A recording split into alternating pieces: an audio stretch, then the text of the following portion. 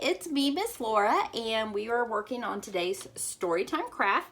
And if you picked up our Storytime craft pack, you will discover that we are making fish today. So this is what we're going to be making.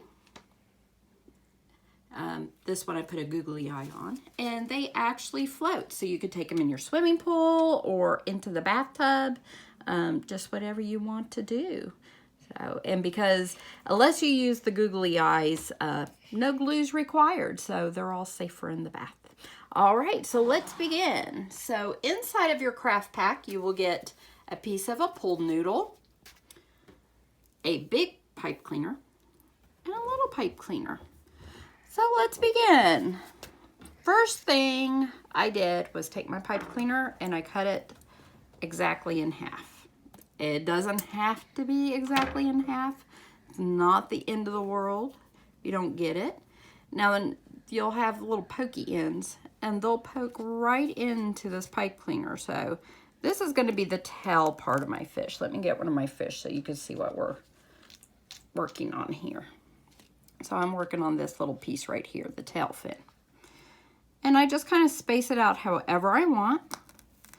And if to give it the shape, I just kind of pushed in a little bit. You can make it square or give it more of a little indent like how I did on that one. There isn't really any wrong way because there is a lot of different species of fish. Let's see. There we go. That's all the more we did. Now with my other little piece, this is going to become the two smaller fins. So again, I'm going to cut it. You could cut it halfway or a little over halfway, just however you want to do it. I'm going to half it, so it gives me more to work with. And now I'm going to work on the top portion of my fish. And usually the fish that I've seen, this is kind of a little smushed down. I'm thinking kind of like the fish that you've seen on maybe like Finding Nemo. So I kind of like that shape. See how it's a little bumped up there, but you can push it around, mold it however you want. It looks like he's got a little mohawk now. So however you want to do it, once you like the shape, then we'll move on to the bottom side. Now the bottom side of the fins are usually a little bit smaller on fish. So I'm actually going to shorten this even more. You don't have to, but I am. And again, I'm just poking it in there. And once I'm kind of comfortable with the height, I slide it in there again. And there we go. He's got a little fin. See, it's already starting to look like a fish. Now, fish have renowned fish lips. Some are grumpy fish, some are not. And the books that we read, we saw a lot of different types of fish. So this one, I'm going to be using to make like the mouth, okay? This one's a little trickier for my big hands, and I'm just kind of lining it up so that it's on the front side. And I poke it in there. And right now, let me get that in there. I don't know if you can see, but it's kind of got a loop.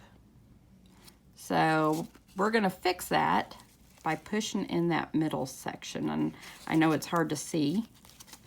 Well, maybe pushing in the middle section. There we go. I pulled out an end. I'm bending it into shape now. And now I'm going to poke it in the rest of the way. There we go. It's kind of hard because the pipe cleaners are fuzzy, but so it doesn't have to be exact. And he's got his little mouth. Now, this is the easiest part. With a marker or a pen, I'm going to put an eye on there, and this will make a little tiny eye like that. And I just figure out where I want it in conjunction with his mouth and his fin, and I just kind of poke it in there and give it a little twist. Ta-da! And now he has an eye. If you want to add more details, you can add more details. Make them spotted. Just whatever you want to do. Whoops! Stuck to my finger. My fingers are wet. There you go. Maybe he has a bigger eye going around. Just whatever you want to do. And now he can go in the bowl and join all of his little fishy friends.